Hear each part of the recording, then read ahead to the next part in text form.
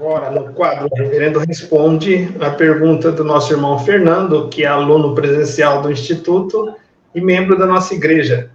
A pergunta dele é assim: muitos pastores pregam na base do deixa o Espírito Santo me guiar, ou seja, muitos pregam na sorte do Espírito Santo, sem preparar com antecedência o texto a ser pregado. Qual a sua opinião sobre isso?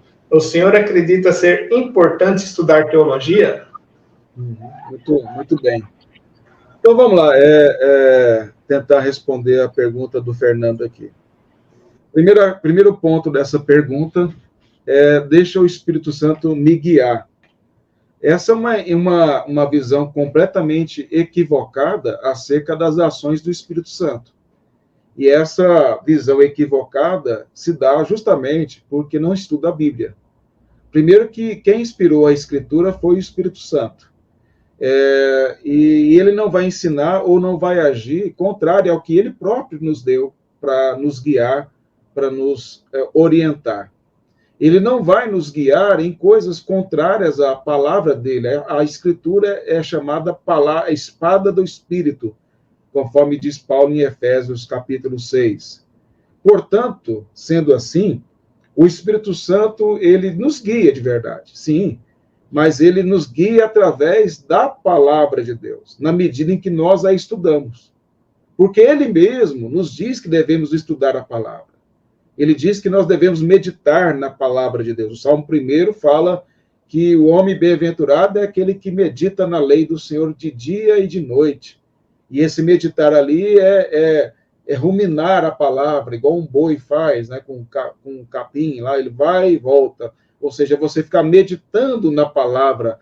Não é só ler de vez em quando, é você ficar pensando nela, no sentido dela, compreendendo a palavra de Deus. O próprio Espírito Santo, inspirando Davi a escrever o Salmo 19, ele diz lá no verso 7 em diante, ele fala que a lei do Senhor é perfeita e ela dá sabedoria aos simples, e aí ele vai usando vários adjetivos ali para a palavra do Senhor.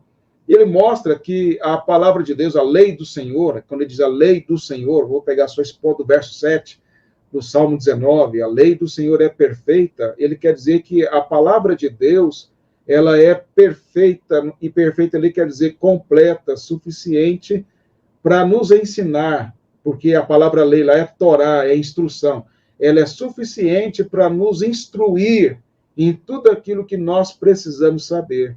É ela que nos dá sabedoria para viver.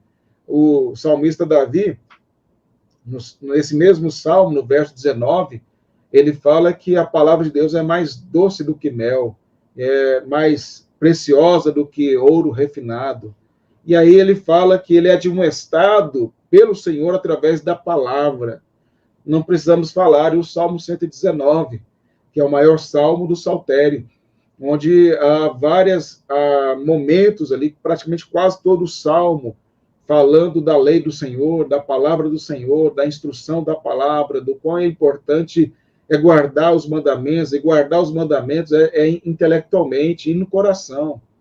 Quando nós olhamos para o Novo Testamento, o apóstolo Paulo, em 2 Timóteo, capítulo 3, verso 16 e 17, ele diz que toda a Escritura é inspirada por Deus. Quem a inspirou? O Espírito Santo. Ela é inspirada por Deus e ela é proveitosa, ela é útil. Para quê? Para ensinar. Primeira coisa, para ensinar. Se é para ensinar, é para você estudar, é para você entender. E aí ele diz, para ensinar, para corrigir, para repreender, para educar na justiça, a fim de que todo homem seja perfeitamente habilitado para toda boa obra. É o Espírito Santo que moveu Paulo a escrever isso.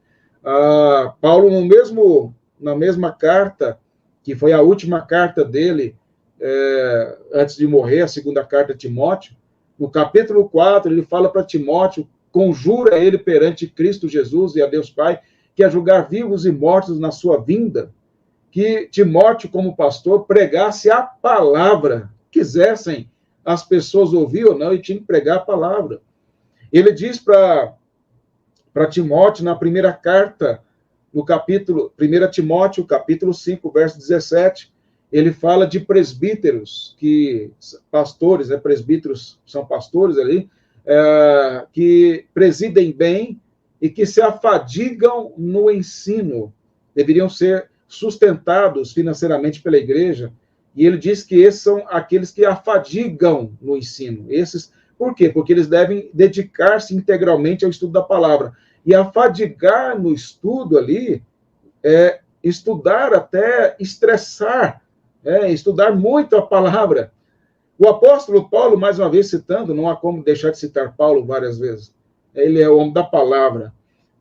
O apóstolo Paulo, na segunda carta a Timóteo, que eu disse que é a última carta dele, no capítulo 4, depois que ele falou para Timóteo pregar a palavra e tal, quisesse as pessoas ouvir ou não, ele vai dando as últimas orientações a Timóteo, e ele fala para Timóteo, quando for ao encontro dele em Roma, levasse os pergaminhos, a escritura e os livros. Ele queria estudar na prisão. Paulo estava na prisão, velhinho já, e a prisão em Roma é uma prisão úmida, fria, em um lugar escuro, mas Paulo queria estudar antes de morrer. Estudar a escritura e estudar os livros. Paulo era um erudito e um homem cheio do Espírito. Então, a questão é... E aí tem vários outros textos.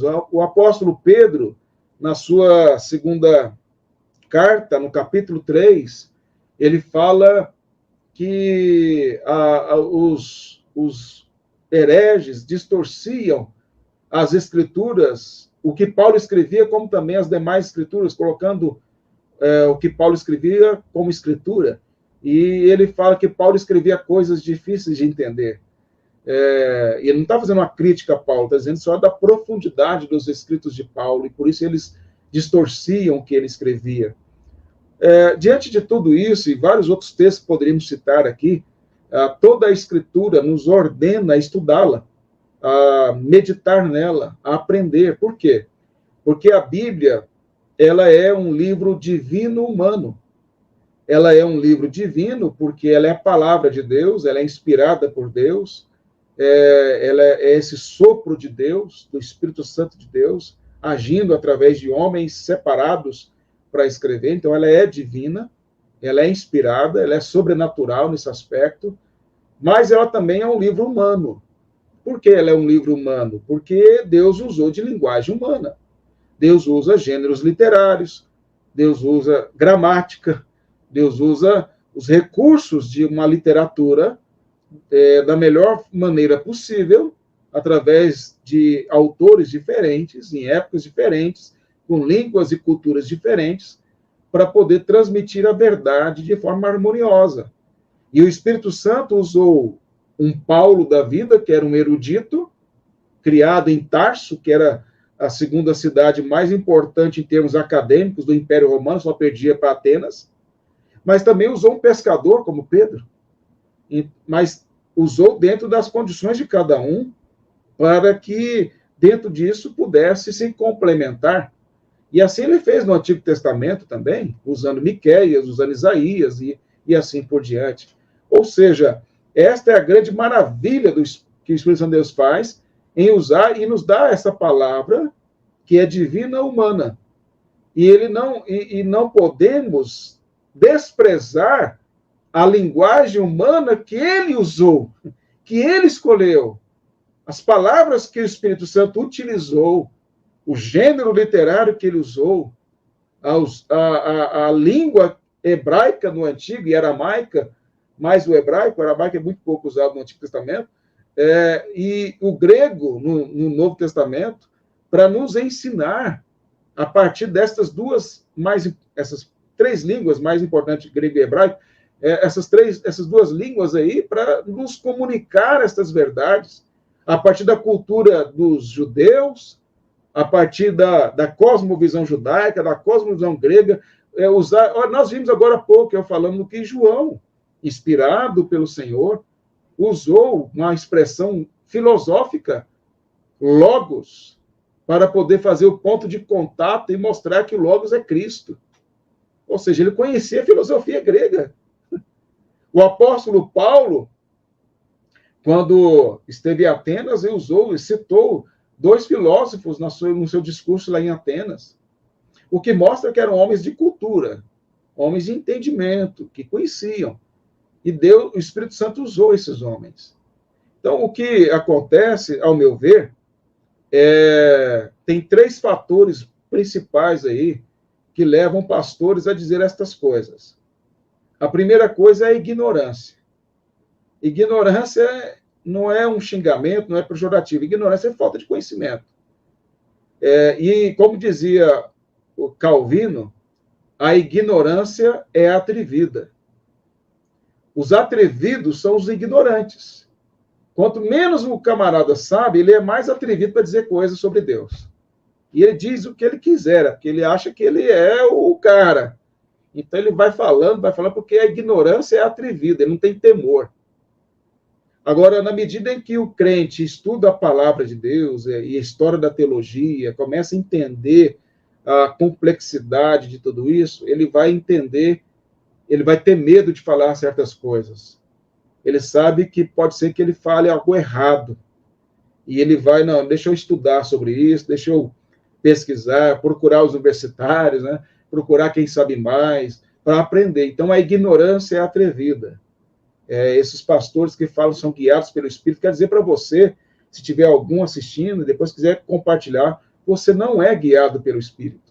Você é guiado pela sua ignorância, pelo seu orgulho em achar isso. Sinto lhe dizer, você não é guiado pelo Espírito, porque o Espírito Santo não guia pessoas à ignorância. Ele guia pessoas ao estudo da palavra. Não tem nada a ver com formação formal de escola. Não tem nada a ver com isso. Eu tive um presbítero em Goiânia, muito meu amigo, eu cito ele como um bom exemplo. O seu João Nil, já estava bem idoso, João Nil, e ele fez até a 4ª série só. Mas não tinha uma só vez que eu encontrasse o seu João Nil, que ele não dissesse para mim assim, ô Márcio, você está lendo tal livro? Eu estou lendo esse livro aqui. Eu ficava até com vergonha, porque ele estava lendo mais do que eu. Né? Mas era um incentivo para mim. Um homem com 4ª série, mas de um conhecimento teológico, um conhecimento bíblico fantástico, extraordinário.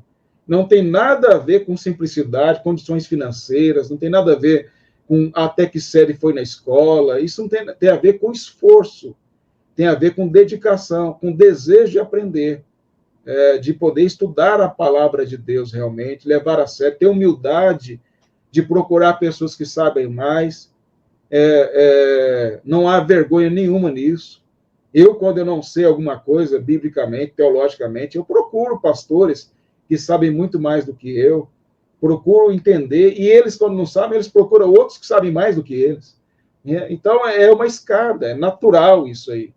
Então, a ignorância é uma das razões, a ignorância desses pastores, e também outra coisa que prejudica, ao meu ver, é a arrogância de muitos teólogos reformados.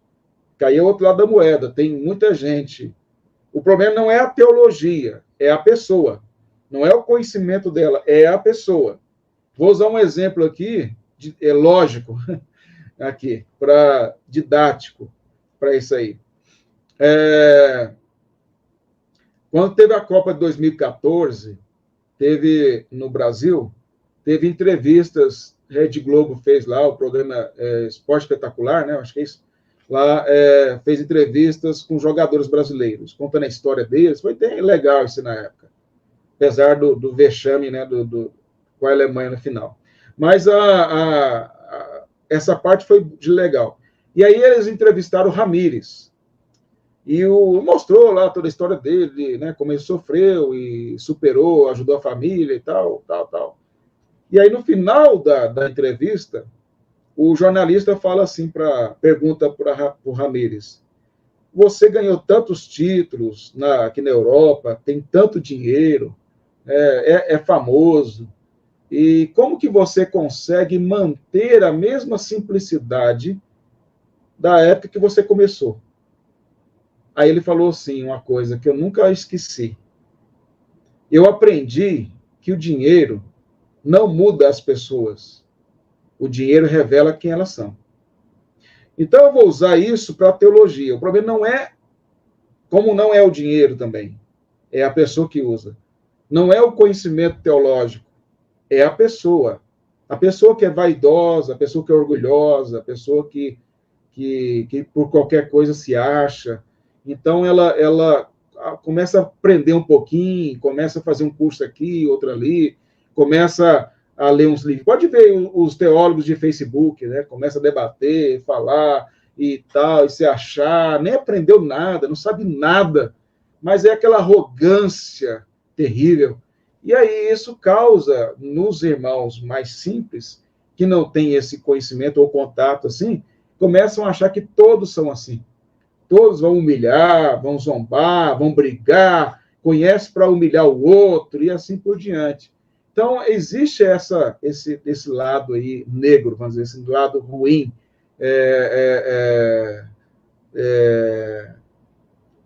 da ignorância, da arrogância dos teólogos. Não teólogos, não são nem teólogos, na verdade é outra coisa também. Tudo acho que é teólogo, né? Teólogo, eu não sou teólogo, teólogo o camarada para ser teólogo ele tem que ser alguém que desenvolva material acadêmico na teologia e que seja respeitado na academia teológica. Não é não é comedor de feijão igual eu, não, igual outros aí, não. Então agora qualquer um acha que é teólogo, né? Porque lê uns livrinhos lá e falou uns negocinhos lá, acho que é teólogo. Então a questão a teologia humilha, a boa teologia nos leva e nos coloca no nosso devido lugar. Mas a pergunta né, essa aí, eu não sei se eu respondi adequadamente, Adão, a toda a pergunta, né? Mas fazendo dela já um bate-papo teológico, mas a primeira parte aí guiado pelo Espírito, né? E porque desprezam a teologia, não é isso a pergunta?